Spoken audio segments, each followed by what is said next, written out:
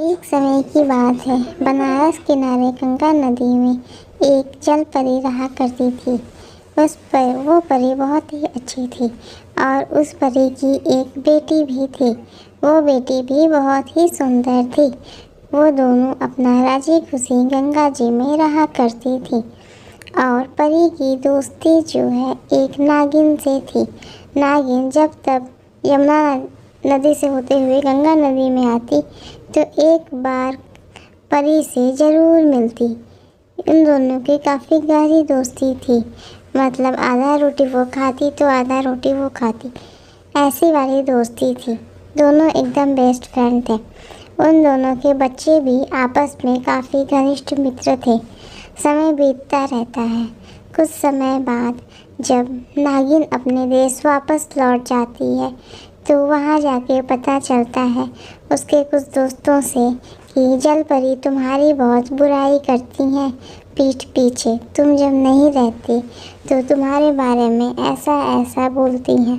वो कहती हैं कि तुम्हारे आने से उनके घर का माहौल ख़राब हो जाता है, उनके पानी में जहर घुल जाता है, जिससे आसपास का वातावरण ख़राब हो जाता है।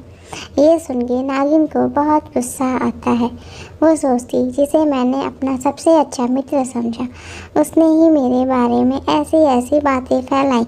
वो उनकी बातों पे विश्वास तो नहीं करना चाहती थी, बट उसे लगता है कि क्या पता कहीं ना कहीं ये बात सच हो। कुछ समय बाद जल परी उससे मिलने आती है तो वो जल परी से काफ़ी उखड़ा उखड़ा व्यवहार करती है। इस पर जल परी पूछती है कि क्या हुआ बहन, तुम मुझसे इस बार अच्छे से बात नहीं कर रही हो, कुछ हुआ है तो बताओ। इस पे नागिन कहती है कि नहीं, अब बताने को रही क्या गया है। ये कह के वो अपने घर का दरवाज़ा बंद कर लेती है। इस पर जल परी अपने देश वापस लौट आती है। ये बात उन दोनों के बच्चों को पता चलता है कि माँ और मासी में लड़ाई हो गया है, तो वो दोनों आपस में प्लानिंग करते हैं। तो एक दिन जल परी जाती है, नागिन की बच्ची जाती है, नागिन से बोलती है कि मौसी की लग रहा है तबीयत नहीं ठीक है, क्योंकि मेरी बात हुई थी जल परी की बेटी से, उनकी तबीयत नहीं ठीक है। इस पर नागिन को बहुत झटका लगता है। वो बोलती है क्या जल परी की तबीयत नहीं ठीक है, तो मुझे चल के उसे एक बार देख लेना चाहिए। तो वो आती है तो देखती है कि यहाँ पर तो सब ठीक है।